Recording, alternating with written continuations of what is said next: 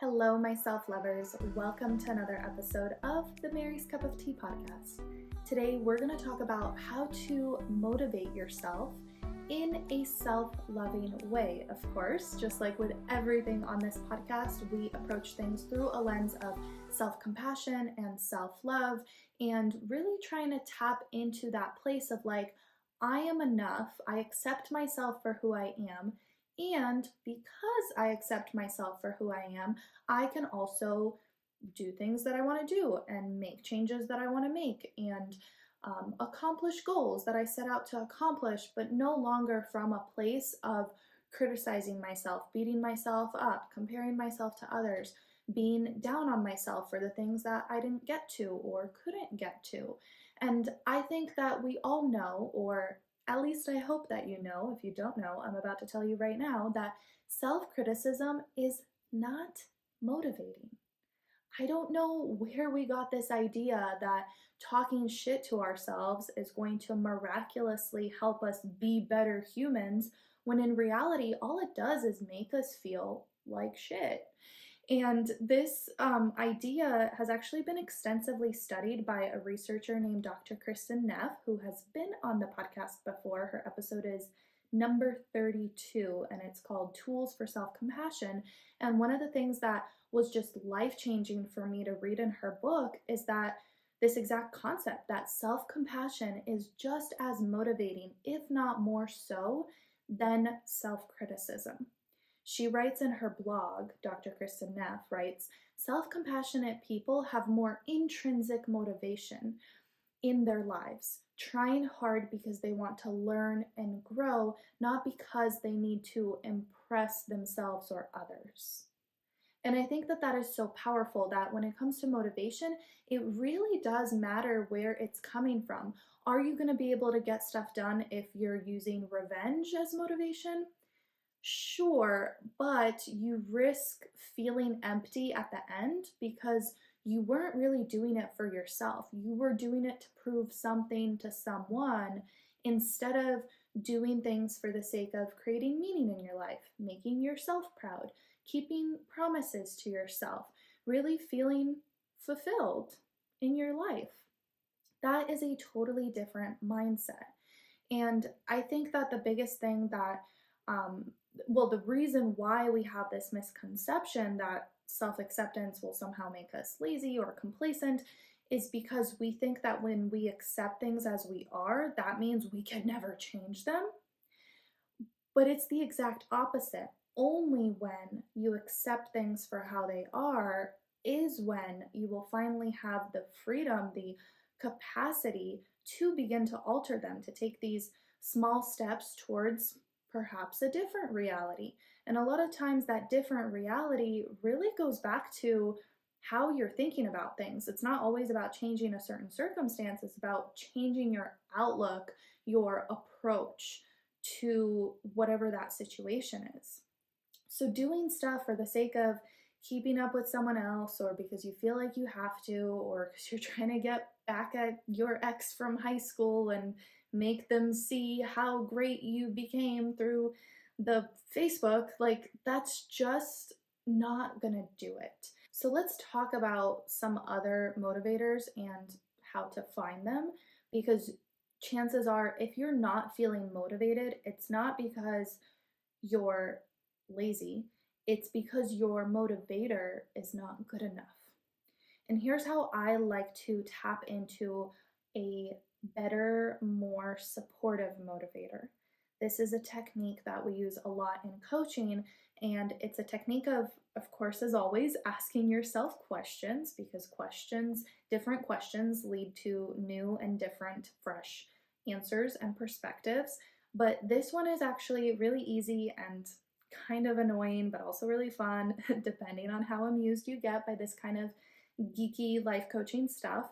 But basically, you ask yourself why 10 times, okay? You're just gonna keep asking yourself why. So, for example, I wanna make more money. Why? Well, because more money will make me happier. Why? Well, it'll give me more freedom to do stuff. Why? Well, I've always wanted to go to Thailand. Why? Because travel is something I just wanted to do. I want to see the world. Why? Because I feel trapped in my circumstances. Why? Because I feel like I'm not appropriately valued for what I do. Why? Because I just do so much, it never feels like it's enough. Why? Well, because I'm not working on things that I'm proud of. So when you ask yourself why 10 times, do you see how you basically drill yourself into a different hole and discover what's really at the bottom? It seems like for a lot of people, it's not really about the money, right? It's about doing something we feel proud of and feeling adequately compensated and having a sense of freedom. And through asking why, you're tapping into all kinds of different things, and perhaps one of those things could be a better motivator. What if instead of focusing on I gotta hustle and grind to make more money, what if you focused on a different sort of motivation? For example, I want to work on things that I'm proud of. And making yourself proud is often a much better motivator than just doing something for the sake of this, external result. This is the difference between outcome based motivation and intrinsic motivation. If you're only doing things because you are expecting a certain outcome, then guess what? You leave so much more room for yourself to be disappointed if or when that outcome isn't achieved, or maybe it is achieved, but not in the way you wanted it to be, or maybe you just, I don't know, didn't feel like it was all that once you did get there. And that's what happens when we're so married to the result. So, this is one of those things that we constantly have to remind ourselves that we're doing things, we're doing work, we're spending time with people, not for some ulterior motive, but to feel good about it in the moment. That's a totally different type of motivation. And I feel this a lot on social media because it's one of those things where your outcome is evaluated and the feedback is given to you very, very, very quickly. As soon as you post something, instantly either a bunch of people will like it or a bunch of people will not like it, or the worst is when it's like crickets, like nobody even reacted to what I posted or this thing that I worked really, really hard on. And this is part of the reason, like, this was part of the reason why I was feeling demotivated and why I decided to create this episode for you. As always, it is a pep talk for myself and it is tools that I'm developing for my personal toolbox. But sometimes when I share things on social media or I'm doing work, I almost like get caught up in that high of like having people, those dopamine reactions that are very, very intentional with the development of the technology that we're using. Feeling that is just, ugh, it can just really get to you. And on the flip side, it can really get to you when you don't experience that. So I constantly have to remind myself, like, okay, if nobody saw this, if nobody reacted to this, if nothing came from it whatsoever, would I still want to make this, write about this, film this, create this, do this? Would you still? And if your answer is yes, then like, fuck yes, go do it. If your answer is no, then maybe don't do it or evaluate why you're doing it in the first place. And I have another personal example to share related to this. I was actually up really late last night, which is probably why I'm not feeling as motivated.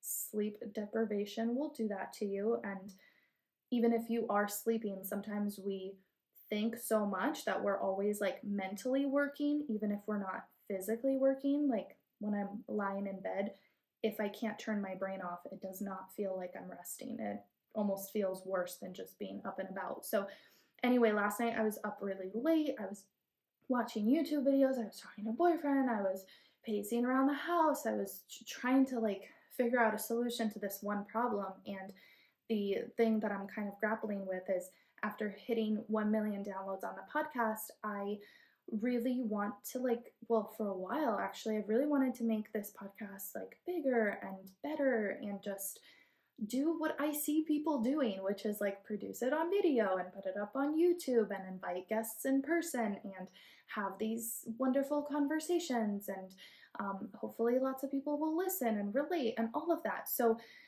I was driving myself absolutely nuts with like just the financial resources that takes, and comparing myself to people. And I'm like, how do they do this? Well, it's because they live in LA and there's lots of podcast recording studios in LA, and maybe I should live in LA. And maybe the problem is that I live in the suburbs of Northwest Arizona, and that is why I am not successful. Do you see how like brains start to spiral and they make these excuses, and they come up with these they come up with ways to justify, not even justify, but like almost to keep you stuck in that thinking pattern. So it very much is this self-sabotaging behavior, because this thought process of like, I need a podcast studio, it wasn't motivated by like, okay, I'm ready to grow. I want to set up a studio. I'm feeling really excited about this. Oh my goodness, how am I going to decorate it? Okay, let's think about who we need to bring in on the team to help me do this. And it didn't feel like fresh and exciting and expanding and like, just good. It just didn't feel good. It felt like I was beating myself up. I can't do it. I can't afford it. It doesn't make sense. It's not worth it. I live in buttfuck Arizona and not LA or New York. Like, it just felt like I was picking myself apart for all the things, even the things outside of my control, and always thinking that it's something with me. I'm not working hard enough, so I need to work harder and make more content and make it pretty, or else nobody will watch. Like, that kind of thought process. So anyway, I tried the why technique with myself and I wrote it out. So let me demonstrate speaking it out. I wrote, I want to make a podcast studio. Why?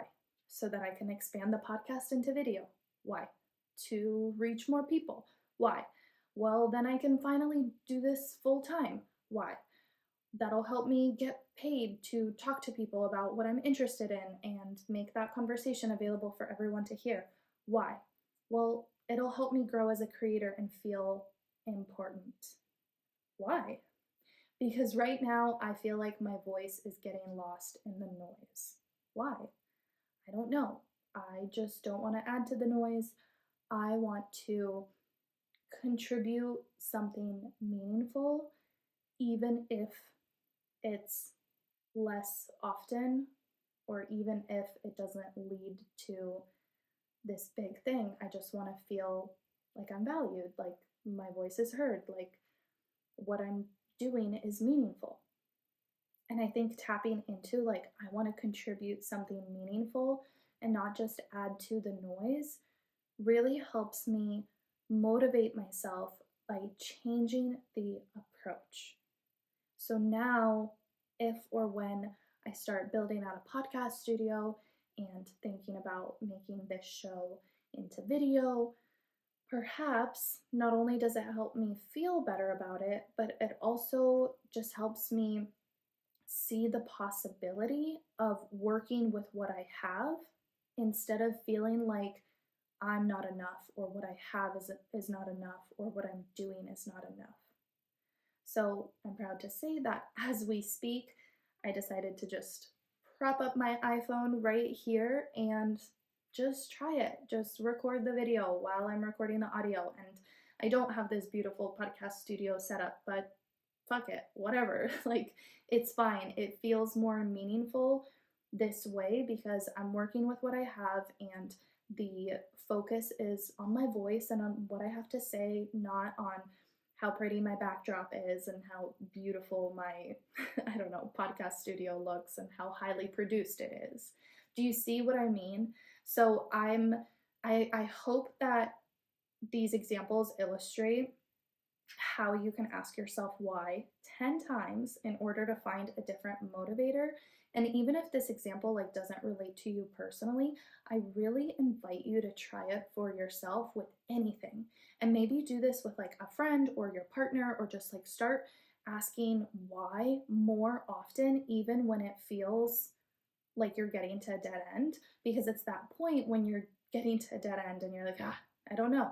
That's when you say something different. That's when you surprise yourself. And that's when you start achieving a fresh and different perspective and hopefully a better motivator.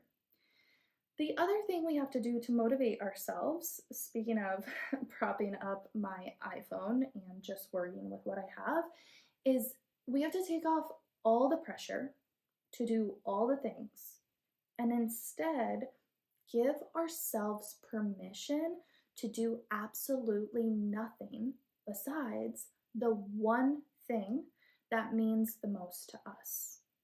Just the one thing.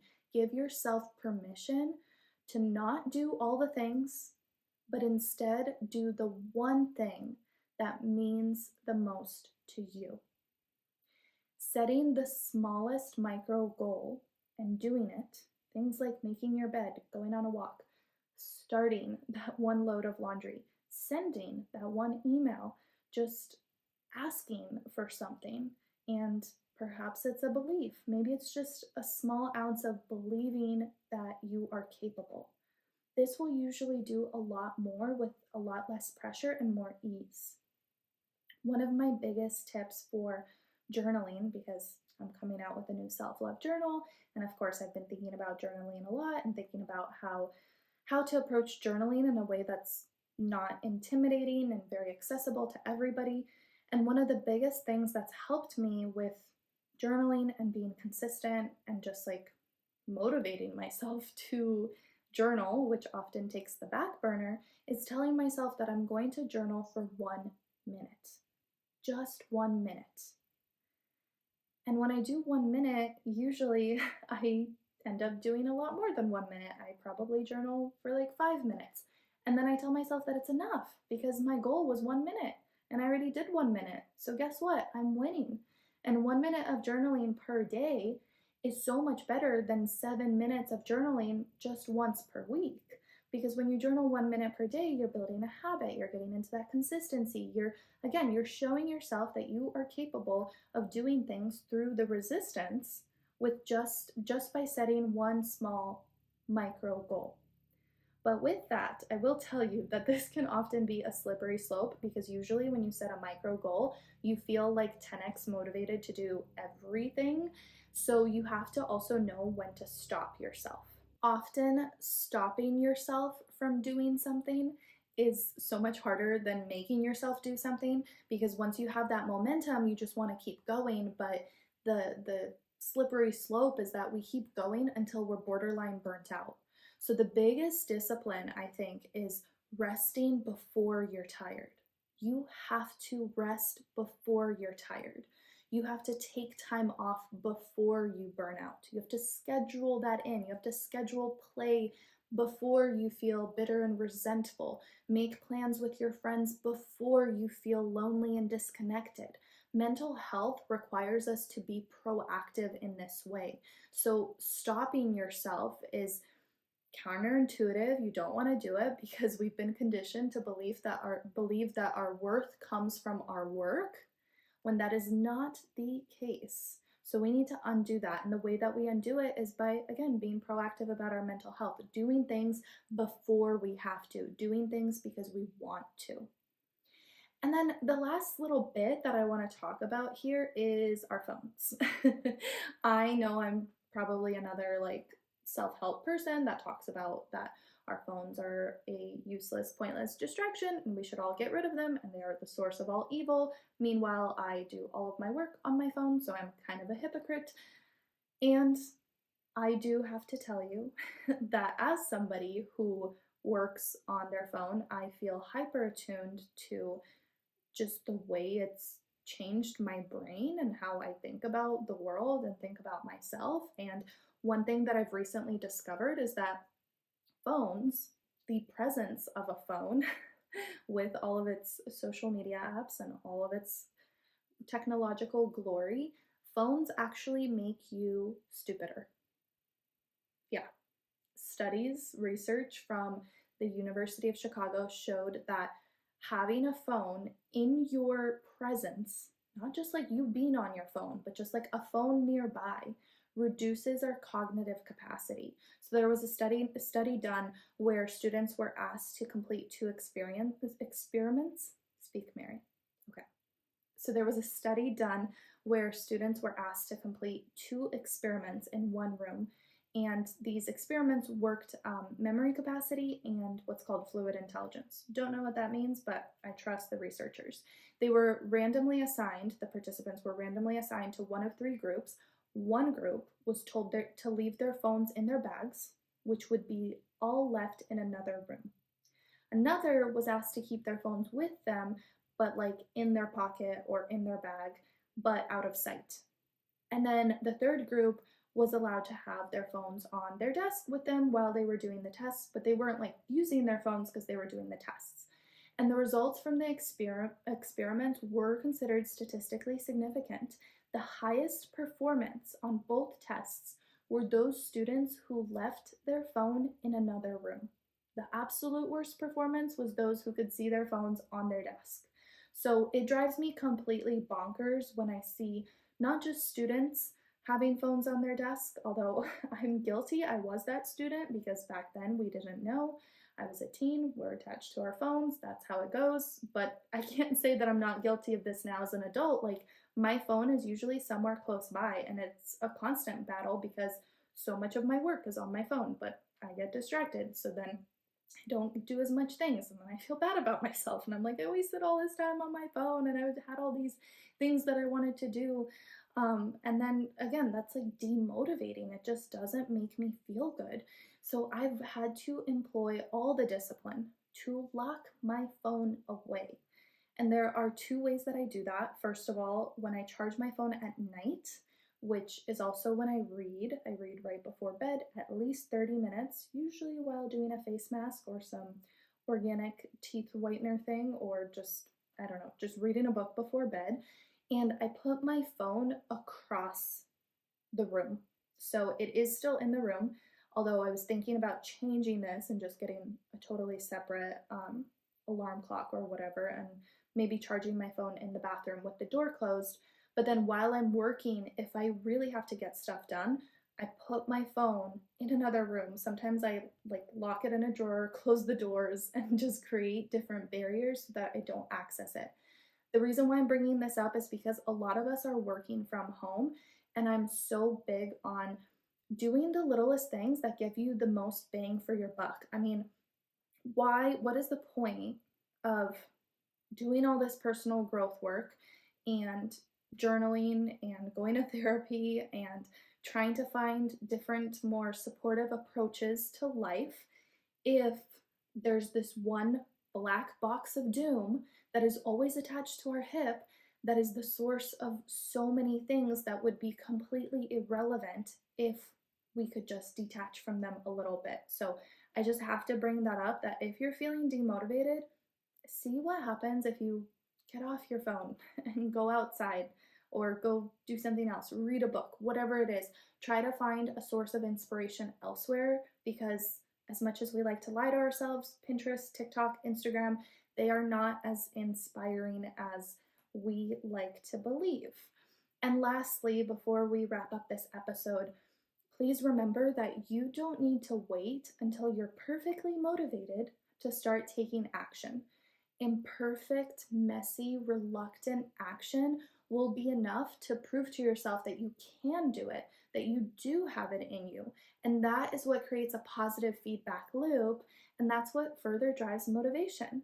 So consistent, inspired action often leads to pure intrinsic motivation, even if you're not intending to motivate yourself, just doing the thing, just doing the thing, getting over that hump, trusting yourself, that is often enough to make us feel a lot more motivated. That's why micro steps, making your bed in the morning, drinking a glass of water, doing things that support our mental health, that's why micro steps are so important, because you create a positive feedback loop.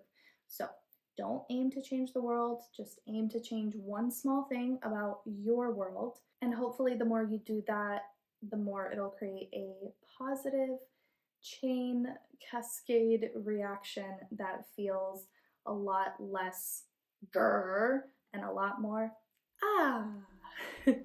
So anyway, I hope you enjoyed this episode. Maybe you're feeling a little bit more motivated, maybe not, but cut yourself some slack. It does come in waves, and it's okay. Oh my God, I just remembered. I read this quote, and it said, like, if one day you only have 50% to give and you give 50%, then you actually gave 100 because you only had 50. So work with your capacity, be kind and gentle with yourself. Know that not every day is going to be 100%, otherwise it would diminish the significance of the days when you are feeling super motivated and have 100% to give. Work with what you have and let that be enough. I love you so much, and I will talk to you in the next episode.